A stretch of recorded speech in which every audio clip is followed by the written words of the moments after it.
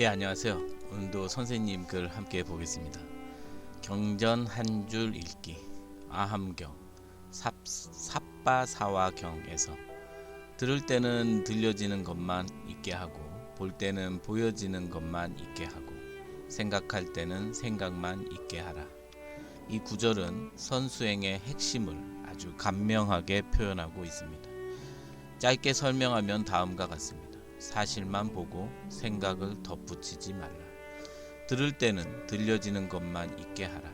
소리만 들으십시오. 좋다, 시끄럽다, 누가 저러지라는 해석을 덧붙이지 마십시오. 볼 때는 보여지는 것만 있게 하라. 있는 그대로 보십시오. 좋아하고 싫어하는 분별을 보태지 마십시오. 생각할 때는 생각만 있게 하라. 생각이 일어나면 생각이 일어났구나 하고 알아차릴 뿐 그 생각을 따라가지 마십시오. 지금까지 강조했듯 핵심은 대상 위에 나의 해석을 덧칠하지 않는 것입니다. 소리는 소리일 뿐, 모습은 모습일 뿐, 생각은 생각일 뿐입니다. 모든 문제의 발단이 되는 것은 소리나 생각이 아니라 그 뒤에 이어지는 내 이야기입니다. 내게서 일어나는 모든 것은 뿐뿐뿐뿐입니다. 선에서는 이를 한마디로 이렇게 말할 수 있습니다.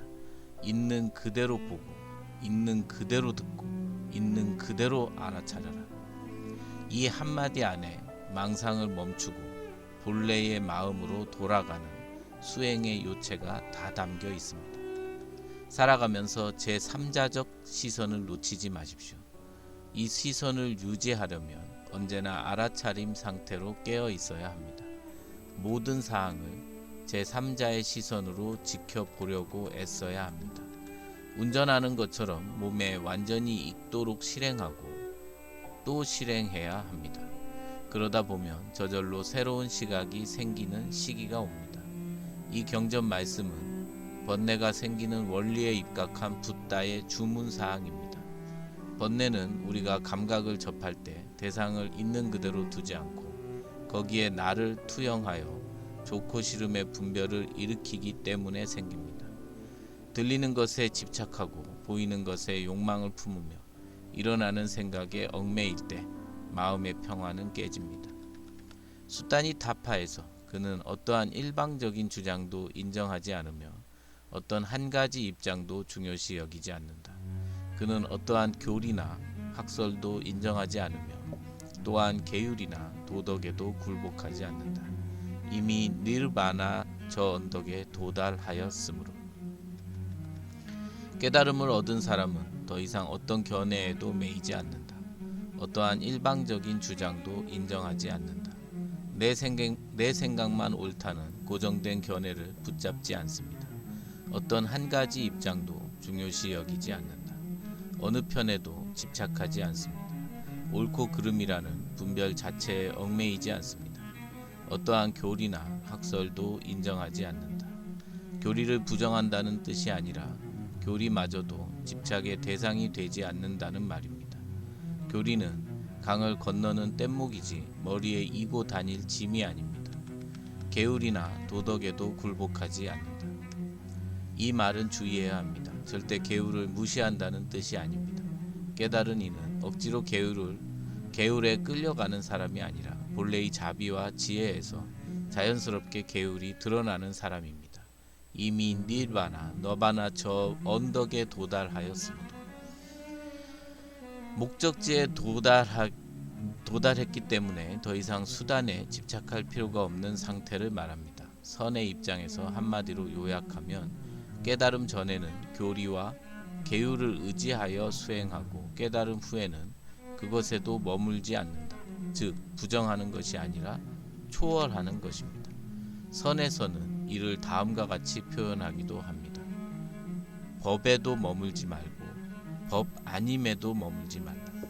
뗏목은 강을 건너기 위한 것이지 메고 다니기 위한 것은 아니다. 수행자는 교리와 계율을 존중하여 수행하지만 깨달음에 이르면 그것마저 붙잡지 않는 자유를 얻게 된다는 뜻입니다. 종종 파괴승이 나오긴 하지만 제가 공부해 가면서 가장 혼란스러웠던 부분이 요 부분이었던 것 같아요. 계율이나 도덕에도 굴복하지 않는다. 저도 뭐 그 당시 함부로 뭐 해도 된다 이 말로 이해하지는 않았지만, 지금 선생님 말씀하신처럼 깨달은 이는 억지로 계율에 끌려가는 사람이 아니라 본래의 자비와 지혜에서 자연스럽게 계율이 드러나는 사람입니다. 제가 정확히 이 부분이 잘 몰랐어요. 그러니까 뭐 계율이나 도덕에도 이건 확실하더라고요. 그러니까 선도 없고 악도 없고 이게 확실하더라고요, 진짜로. 근데 그렇다고 뭐 선악을 무시하거나 그래 본 적도 없고, 뭐 계율이나 어떤 우리가 살면서 지켜야 되는 일에 대해서 제가 소홀했던 적은 없어요. 하지만 왜 그런 말이, 그러니까 그냥 그렇게만 알고 있었어요. 그냥 선도 없고 악도 없는 게 맞지, 계율이나 도덕에도 굴복하지 않는 게 맞지. 근데 여기까지였던 것 같아요, 그냥. 근데 오늘 선생님이 지금 깨달은 이는 억지로, 이 말씀을 제가 놓쳤던 것 같아요. 그러니까 억지로 하긴, 그게 억지로 끌려갈 일도 없더라고요, 가만 보니까. 그리고 이제 뭐 본래의 자비와 지혜에서 자연스럽게 요거까지는 제가 경험은 못 해본 것 같지만, 아마 이 말씀이 맞겠다는 생각이 지금 강하게 들어요. 하긴 끌려갈 일은 없더라고요, 진짜로 확실하게. 그러니까 예를 들어 저는 사실 이런 것도 있어요. 그러니까 뭐 관상, 뭐 요즘 보면 뭐 유튜브나 이런 데서 짧게도 관상이나 명리학이나 뭐 이런 걸로 이렇게 사람들 뭐 그런 거 다 좋죠. 다 좋은 말이고, 그 생활의 지혜고, 뭐 다 훌륭한 그런 어떤 지침이고 다 좋은데, 저는 이제 어느 순간부터는 그거를 어떤 내 삶의 목표로 삼는다든지, 내가 또 그렇게 못했다고 해서 뭐 꼭 뭐 어떤 잘못을 했다든지, 혹은 내가 이래 해야 잘 된다, 그러니까 이렇게 해라 했을 때 오히려 저는 내가 이렇게 하면 잘 되겠지라는 마음을 조금 더 조심했던 것 같아요. 그것이 오히려 장애를 불러일으킬 수 있다라는 그런 생각도 했던 것 같아요.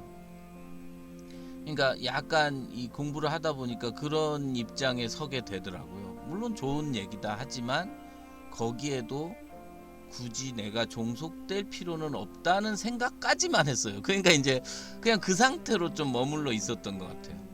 하지만 지금 선생님이 두 번째로 말씀하신 본래의 자비와 지혜에서 자연스럽게 계율이 드러나는 사람, 여기까지는 제가 잘은 경험해 보지 못한 것 같지만 적어도 이런 경험은 했던 것 같아요. 내가 아무래도 그런 어떤 사람은 이래야 돼, 뭐 이거는 이런 거야, 이렇게 또 명리학적으로 봤을 때 이런 거고, 뭐 관상적으로 봤을 때도 이런 거야, 뭐 이런 얘기로부터 조금 좋은 말씀이지만 거기에 종속될 필요는 없다는 이런 알아차림이 있었거든요. 이제 그렇게 세월을 좀 지내다 보니까 제가 누구를 볼 때, 이게 저 자신한테는 좀 뭐 인색하게 하더라도 누군가를 볼 때 뭔가 이 사람은 이래 틀렸어, 뭐 저래서 틀려, 뭐 이런 생각은 애초에 안 했던 것 같아요, 그 이후로는. 그리고 나서 그거를 그러면 어떻게 하는 게 좋을까라는 거는 그냥 관찰하면서 지내왔던 시절을 보냈던 것 같고요. 근데 오늘 선생님 이 글을 통해서 제가 이제 이 본래의 자비와 지혜라는 게 자연스럽게 드러나는 사람을 그렇다고 목적으로 삼는 건 아니지만, 분명히 그러할 것이라는 그런 믿음으로 이렇게 조금은 더 유연하고, 그리고 어떤 종속됨보다도 잘 도구를 쓸 줄 알지만 그 도구에 매여서, 혹은 그 도구의 한계에 굴복해서 나중엔 자기 자신이 도구화되는 그런 오류는 범하지 않는 쪽으로, 그래서 도구로부터 벗어나서 오히려 이제는 내게 필요한 도구는 내가 적당히 만들어서 쓸 줄 아는 그런 어떤 좀 깊이가 더해지는 공부의 방향으로 나아갔으면 좋겠다. 뭐 그게 맞겠구나, 이제 요 생각이 잠깐 들었습니다. 예, 고맙습니다.